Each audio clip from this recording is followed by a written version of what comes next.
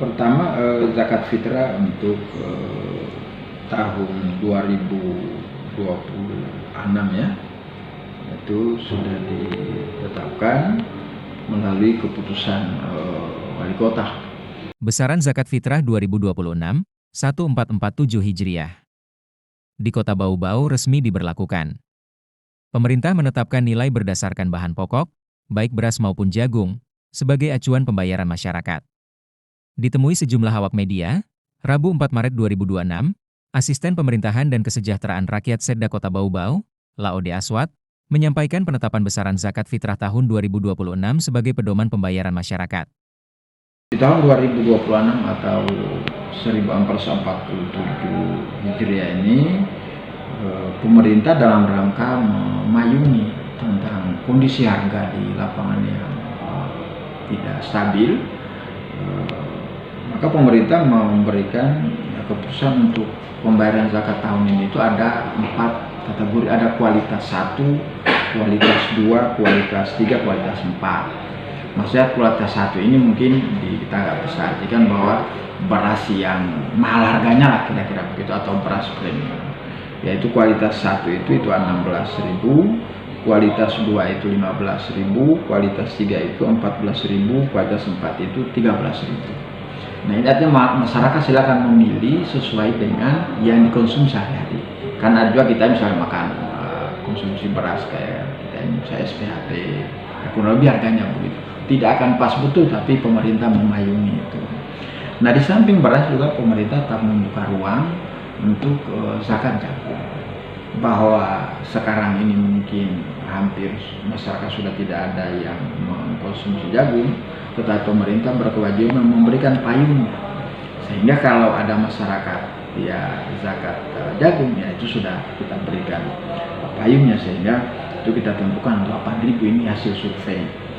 Nah, baik beras maupun jagung ini juga kita menggunakan survei dari Perindak, kemudian dari teman-teman kita di kecamatan, di pasar, beberapa pasar, kerjasama dengan para KUA di 8 kecamatan.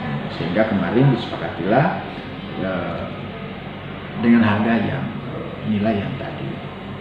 Kemudian juga yang penting kami mengimbau kepada para camat dan lurah untuk bersama-sama memantau pelaksanaannya di masing-masing UPZ, di masing-masing kelurahan atau kecamatan, gitu, supaya kan ini ada panitianya, ini ada UPZ-nya di masing-masing masjid, sehingga pengolahannya oleh mereka, pembagiannya hanya kami minta melalui camat dan lurah, supaya kita berharap seberapapun yang dikelola UPZ kelurahan itu, pembagiannya itu sedapat mungkin jangan sampai melewati satu sawah, karena kan ini untuk membantu keluarga yang tidak mampu sebelum hari Lebaran.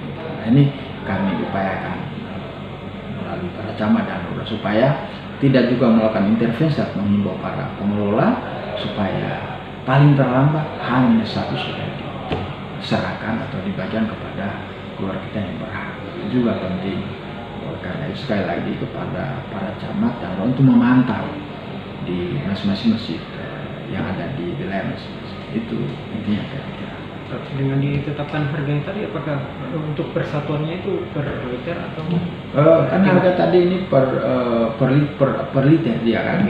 Nah, begitu dikonversi kan 1 jiwa itu kan dia 3,5 liter. Jadi kalau kualitas 1 itu 16.000 maka menjadi 56.000. 3 liter setengah kan 1 jiwa, dan seterusnya, termasuk jagung tadi 8.000, kalau dikali 3,5 maka mendapatkan 28.000 kalau masih ada yang. Ini kan sudah ditetapkan kemarin, bagaimana untuk masyarakat Papua, apakah bisa langsung membayar zakatnya atau seperti apa? Ya, tentu dengan adanya SK ini menjadi sudah kepastian, walaupun juga banyak juga yang bayar zakat kan masih ada yang tradisional ini di kampung-kampung yang melalui orang tua. Tetapi kita mengimbau bahwa dengan ini masyarakat sudah bisa membayar zakat mulai kemarin, sudah bisa. Zakat kan mulai 1 Ramadan sudah bisa dibayar, hanya karena menunggu penetapan ini, sehingga mulai saat inilah sudah bisa dibayarkan ke UPZ.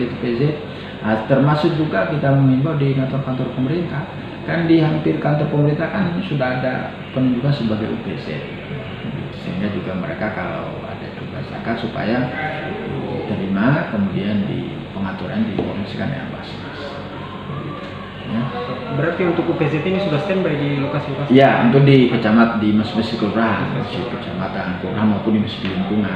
Kan hampir semua masjid itu tidak mereka sebagai UPZ yang unit yang pengelola zakat. Mulai itu menerima, mencatat, mengadministrasikan, kemudian menyalurkan kepada yang berhak. Sekali lagi kita berharap penyalurannya minimal H-1 supaya bisa membantu meringankan. Tidak akan melunasi semua, tapi membantu meringankan keluarga kita yang belum berkecukupan, gitu ya.